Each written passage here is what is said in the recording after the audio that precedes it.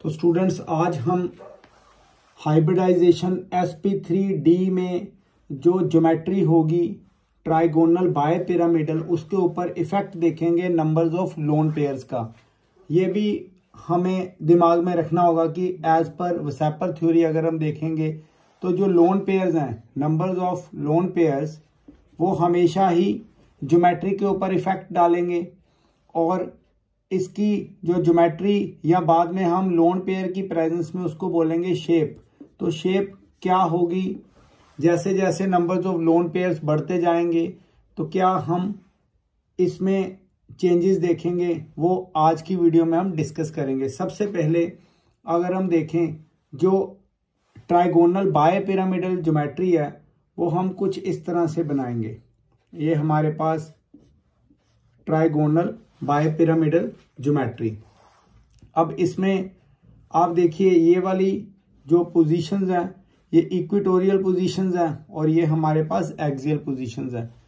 और lone pairs कैसे इसको इफेक्ट करेंगे वो हम इस वीडियो में देखेंगे। अगर हम नंबर्स ऑफ लोन पेयर्स के विद रिस्पेक्ट टू इसकी ज्योमेट्री को चेंज होते देखेंगे, जिसे बाद में हम शेप बोलेंगे, तो इस वीडियो में किस तरह से ये डिस्कस करेंगे। देखिए अगर लोन पेयर 1 आ जाए तो ट्राइगोनल बाय पिरामिडल किस तरह से यहाँ पे शेप देगा। देखिए ये कोई हमने x एक एटम लिया है।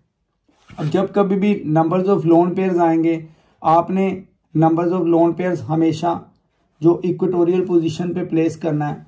तो यहाँ पे 3 इक्वेटोरियल पोजीशंस हैं, तो जो सिंगल लोन पेयर आएगा आपने उसको यहाँ पे प्लेस करना है।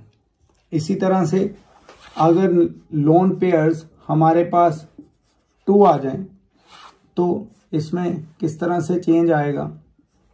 ये देखिए ये 3 हमारे पास जो इक्वेटोरियल पोजीशंस हैं, तो इसमें अगर तो 2 लोन पेयर्स आ जाएंगे, सिंगल आपने हमेशा ये जो सिंगल वाली हमारे पास इक्वेटोरियल लाइन है वहां पे प्लेस करना है। बट अगर 2 आ गए इकट्ठे तो आपने जो ये सक्सेसिव पोजीशंस हैं इक्वेटोरियल लाइंस की यहाँ पे प्लेस करने हैं। इसी तरह से अगर लोन पेयर्स 3 आ गए तो वो कहाँ पे हम प्लेस करेंगे। देखिए ये फिर वैसे ही हमारे पास 3 इक्वेटोरियल पोजीशंस हैं, तो ये आपने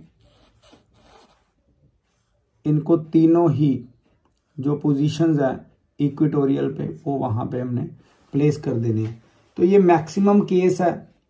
बाद में तो आपको यहाँ पे जो एक्सियल पोजीशंस है वहाँ पे शो करने पड़ेंगे। बट जो आज की वीडियो का हमारा मेन पर्पस है उसमें ये कि होगा क्या, शेप में क्या इसमें इफेक्ट पड़ेगा। देखिए बेसिक इसकी ज्योमेट्री तो ट्राइगोनल बाय पिरामिडल है, बट जैसे जैसे लोन पेयर्स आते जाएंगे इसकी जो शेप है वो बदलती जाएगी।